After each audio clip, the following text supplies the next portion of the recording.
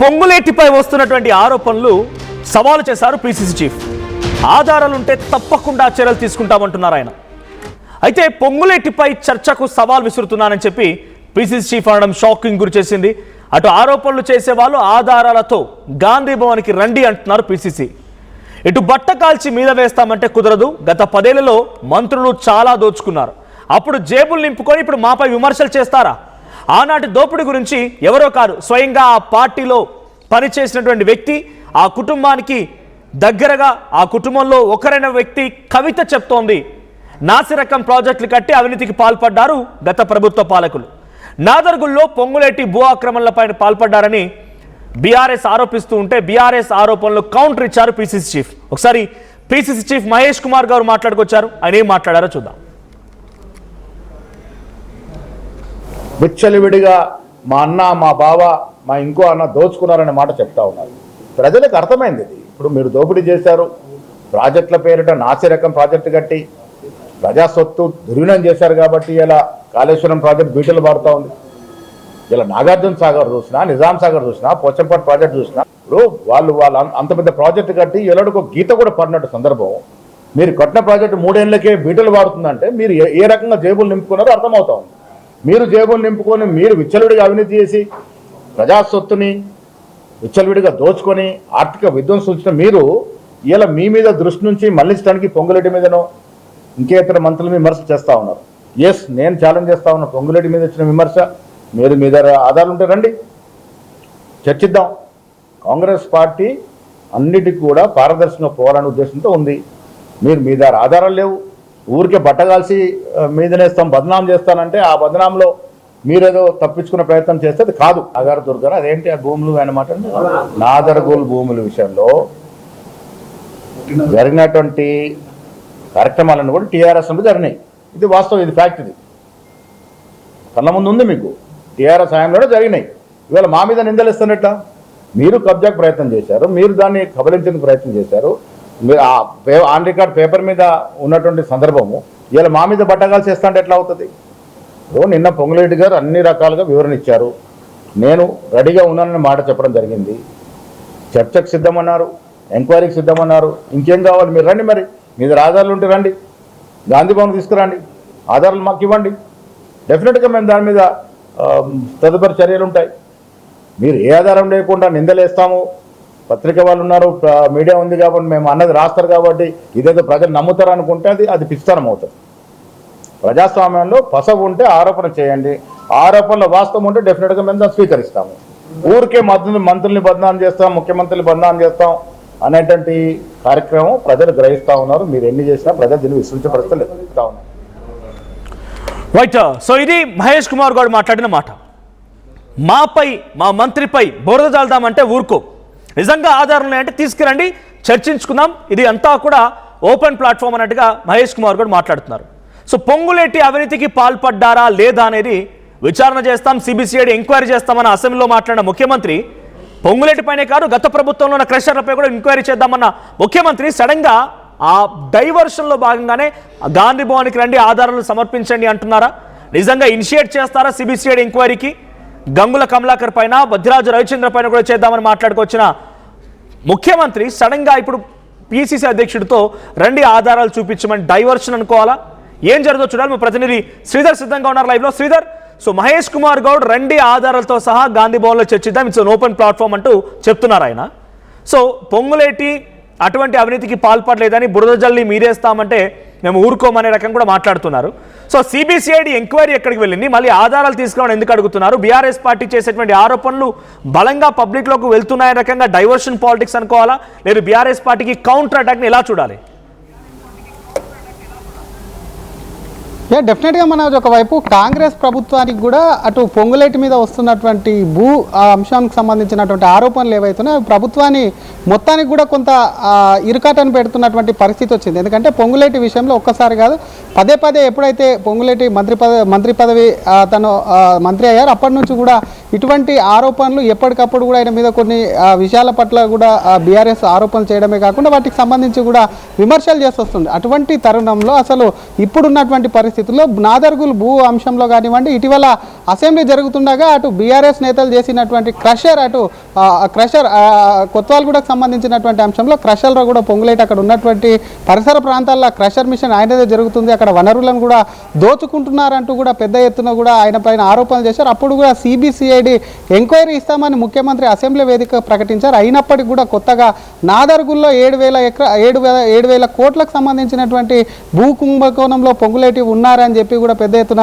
BRS విమర్శలు ఏం కాకుండా అక్కడ లోకల్లో వెళ్ళి కూడా దాన్ని ఆ భూములకు సంబంధించిన అంశానికి సంబంధించి కూడా పెద్ద ఎత్తున ముందుకు తీసుకెళ్తున్నటువంటి పరిస్థితి. ఇటువంటి పరిస్థితుల్లో మన ప్రభుత్వానికి ఇది కొంత ఈ విషయానికి సంబంధించి కొంత ఇరకాటను పెడుతుంది. దానికి సంబంధించి ఇప్పటికటో కాంగ్రెస్ నేతలు తిప్పి కొడుతున్నారు. పార్టీ పరంగా పిసిసి దృష్టికి తీసుకెళ్తే డెఫినెట్గా అసలు పసలేని విమర్శలు చేయదు. నిజంగా ఏదైనా పొంగులేటికి సంబంధించినటువంటి అంశంలో భూ కుంభకోణాలు కానివ్వండి, భూ అవినీతికి సంబంధించినటువంటి విషయాలు ఏమున్నా సరే అనవసరంగా కూడా ఏదో విమర్శ చేయాలని చేస్తే ఊరుకోము. డెఫినెట్గా కూడా దానికి సంబంధించిన ఆధారాలు తీసుకొని రండి, గాంధీభవన్ వేదిక కూడా సిద్ధంగా ఉన్నాం, దాని మీద చర్చిద్దాము, నిజంగానే ఆధారాలు ఉంటే చర్యలు తీసుకుంటామంటున్నారు. మరొక పక్క పొంగులేటి అంశానికి సంబంధించి ఇప్పటికే ఆయన ప్రభుత్వం పైన ఒత్తిడి వస్తుంది కాబట్టి ప్రభుత్వ పరంగా కూడా కొంత పొంగులేటి మీద కూడా ప్రెషర్ తీసుకోవడంతో నిన్న ఆయన సైతం కూడా అటు సెక్రటరియేట్లో ప్రెస్ మీట్ పెట్టడమే కాదు, ప్రెస్ మీట్కి సంబంధించి అసలు బీఆర్ఎస్ హయాంలో జరిగినటువంటి భూదందాలు ఏది, నాదర్గులకు సంబంధించిన అంశంలో కూడా ఒక ప్రైవేట్ వ్యక్తికి లీజుకు ప్రైవేట్ యాజమాన్యానికి ఇచ్చింది బీఆర్ఎస్ కాదా అంటూ కూడా కౌంటర్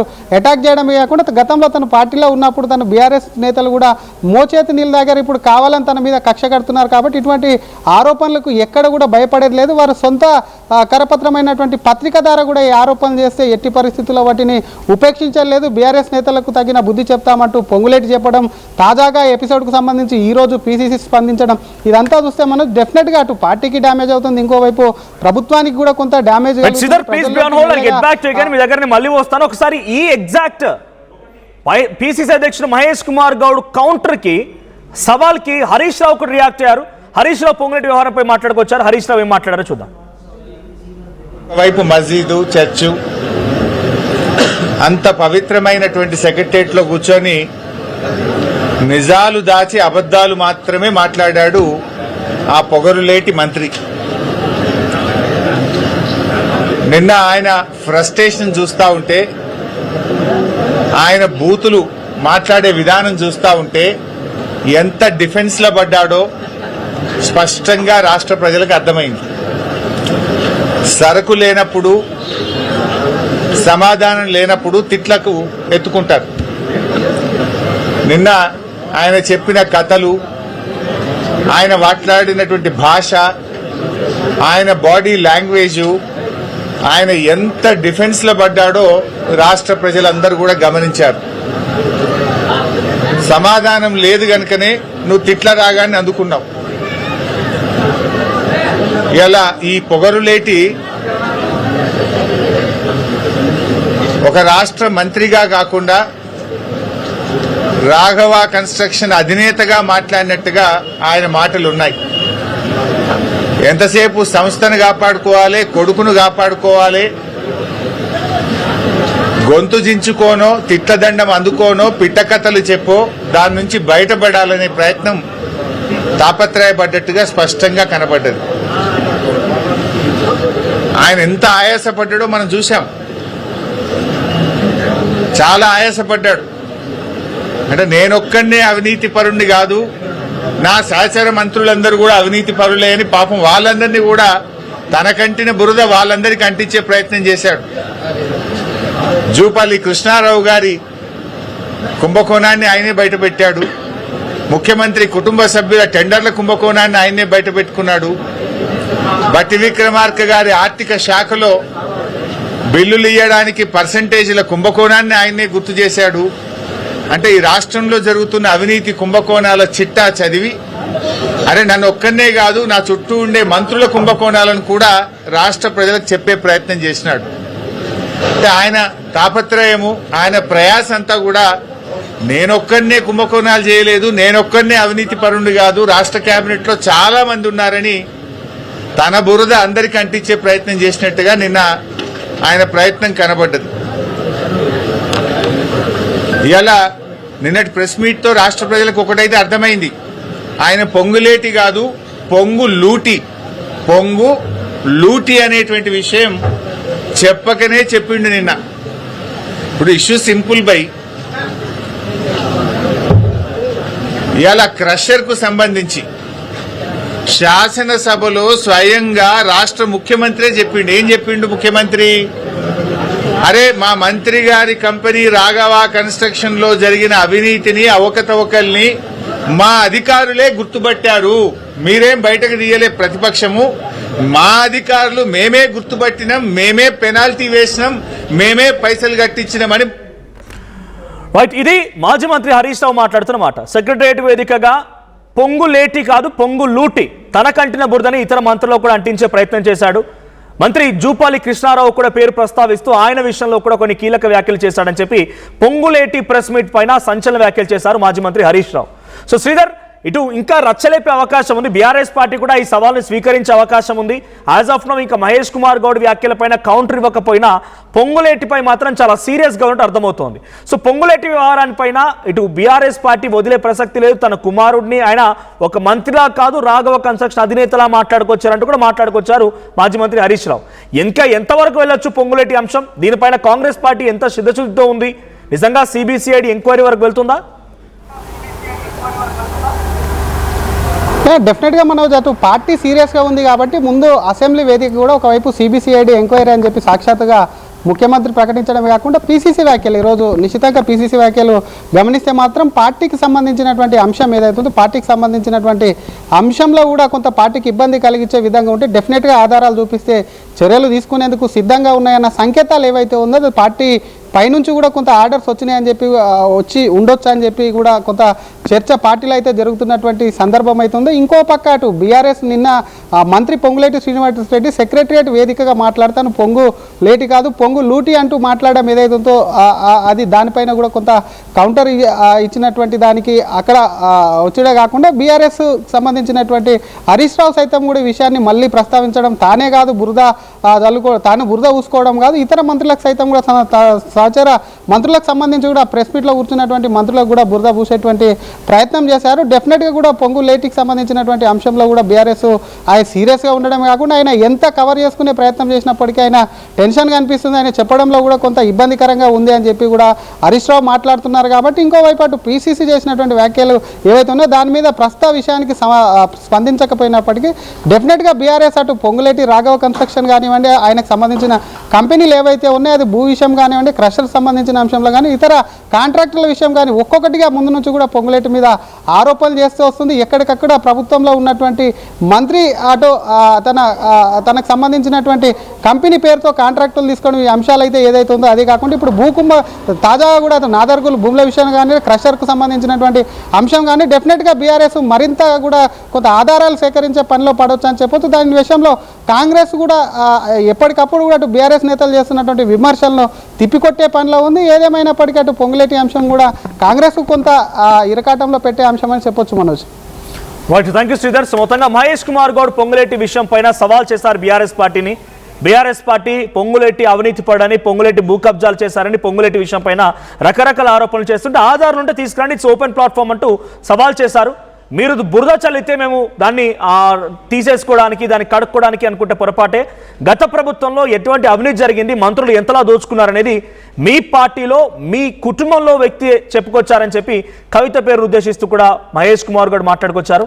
సో మీ అభిప్రాయం ఏంటి? మంత్రుల్లో పొంగులేటి శ్రీనివాసరెడ్డి అవినీతి పడని బీఆర్ఎస్ పార్టీ టార్గెట్ చేసి మాట్లాడుతోంది. సో ఇంతమంది మంత్రులున్నా కేవలం పొంగులేటిని టార్గెట్ చేశారు కాబట్టి పొంగులేటిపై నిజంగానే అవినీతి పడని మీరు అనుకుంటున్నారా? లేదు పొంగులేటిపై రాజకీయం కోసం కొనంలో భాగంగానే బీఆర్ఎస్ పార్టీ ఆరోపణ చేస్తుంది అనుకుంటున్నారు? మీ అభిప్రాయం ఏంటో కామెంట్ చేయండి. The same time Mahesh Kumar Goud పొంగులేటిపై ఎటువంటి వ్యాఖ్యలు చేస్తారు మళ్ళీ చూద్దాం. విచ్చలివిడిగా మా అన్న, మా బావ, మా ఇంకో అన్న దోచుకున్నారనే మాట చెప్తా ఉన్నారు.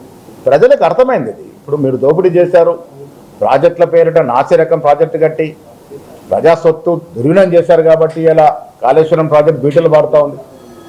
ఇలా నాగార్జున సాగర్ చూసినా, నిజాం సాగర్ చూసినా, పోచంపట్ ప్రాజెక్ట్ చూసినా ఇప్పుడు వాళ్ళు అంత పెద్ద ప్రాజెక్టు కట్టి ఎలాడికి ఒక గీత కూడా పడినట్టు సందర్భం. మీరు కట్టిన ప్రాజెక్టు 3 ఏళ్లకే బీటలు పారుతుందంటే మీరు ఏ రకంగా జేబులు నింపుకున్నారో అర్థమవుతా ఉంది. మీరు జేబులు నింపుకొని మీరు విచ్చలవిడిగా అవినీతి చేసి ప్రజా సొత్తుని విచ్చలవిడిగా దోచుకొని ఆర్థిక విధ్వంసం మీరు ఇలా మీ మీద దృష్టి నుంచి మళ్లించడానికి పొంగులేటి మీదనో ఇంకేతర మంత్రుల విమర్శ చేస్తూ ఉన్నారు. ఎస్, నేను ఛాలెంజ్ చేస్తా ఉన్నా. పొంగులేటి మీద వచ్చిన విమర్శ మీరు మీద ఆధారాలు ఉంటే రండి, చర్చిద్దాం. కాంగ్రెస్ పార్టీ అన్నిటికీ కూడా పారదర్శకంగా పోవాలనే ఉద్దేశంతో ఉంది. మీరు మీ దగ్గర ఆధారాలు లేవు, ఊరికే బట్టగాల్సి మీదనేస్తాం, బదనాం చేస్తానంటే ఆ బదనాంలో మీరేదో తప్పించుకునే ప్రయత్నం చేస్తే అది కాదు. ఆగారు దొరకరు. అదేంటి ఆ భూములు అన్నమాట, నాదరగోలు భూముల విషయంలో జరిగినటువంటి కార్యక్రమాలను కూడా టీఆర్ఎస్ నుండి జరిగినాయి. ఇది వాస్తవం, ఇది ఫ్యాక్ట్. ఇది కళ్ళ ముందు ఉంది. మీకు టీఆర్ఎస్ హయాంలో జరిగినాయి. ఇవాళ మా మీద నిందలిస్తున్నట్ట. మీరు కబ్జాకు ప్రయత్నం చేశారు, మీరు దాన్ని కబలించేందుకు ప్రయత్నం చేశారు.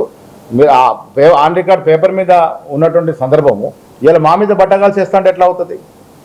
నిన్న పొంగులేటి గారు అన్ని రకాలుగా వివరణ ఇచ్చారు. నేను రెడీగా ఉన్నానని మాట చెప్పడం జరిగింది. చర్చకు సిద్ధమన్నారు, ఎంక్వైరీకి సిద్ధమన్నారు. ఇంకేం కావాలి? మీరు రండి, మరి మీ దగ్గర ఆధారాలు ఉంటే రండి, గాంధీ భవన్ తీసుకురండి, ఆధారాలు మాకు ఇవ్వండి. డెఫినెట్గా మేము దాని మీద తదుపరి చర్యలు ఉంటాయి. మీరు ఏ ఆధారం లేకుండా నిందలేస్తాము, పత్రిక వాళ్ళు ఉన్నారు, మీడియా ఉంది కాబట్టి మేము అన్నది రాస్తారు కాబట్టి ఇదేదో ప్రజలు నమ్ముతారు అనుకుంటే అది పిచ్చితనం అవుతుంది. ప్రజాస్వామ్యంలో పసవు ఉంటే ఆరోపణ చేయండి, ఆరోపణలో వాస్తవం ఉంటే డెఫినెట్గా మేము దాన్ని స్వీకరిస్తాము. ఊరికే మంత్రుల్ని బదనాం చేస్తాం, ముఖ్యమంత్రిని బదనాం చేస్తాం అనేటువంటి కార్యక్రమం ప్రజలు గ్రహిస్తూ ఉన్నారు. మీరు ఎన్ని చేసినా ప్రజలు దీన్ని విశ్వసించబడతలేదు.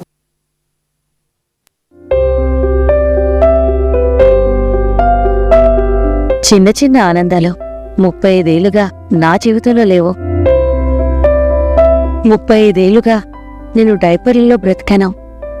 6 సెంటీమీటర్ల ఫిస్టులా నా మూత్రాశయంలో లీకు కారణమైంది. ఎవరూ నాకు సహాయం చేయలేకపోయారు. ఏఐఎన్యూలో వైద్యులను కలిసే వరకు అక్కడ వారు రోబోటిక్ శస్త్రచికిత్సతో నాకు పరిష్కారం ఇచ్చారు. వారు నా ఆత్మవిశ్వాసాన్ని కూడా తిరిగిచ్చారు. Precision Care makes it possible. The Center for Robotic Surgery at AINU. నమస్కారం, పేరు తీసుకుంటున్నా. మీ అందరి కోసం ఇదే April 9 డేస్ తిరుపతికి వస్తున్నా. And it's for lucky shopping malls 16 store open అన్నమాట. సో నేను చాలా ఎక్సైటెడ్గా ఉన్నాను. నా ఆఫర్స్ కూడా చాలా ఉండబోతున్నాయి. So see you very soon. Let's celebrate together. ఇదే April 9. Lucky, lucky, lucky.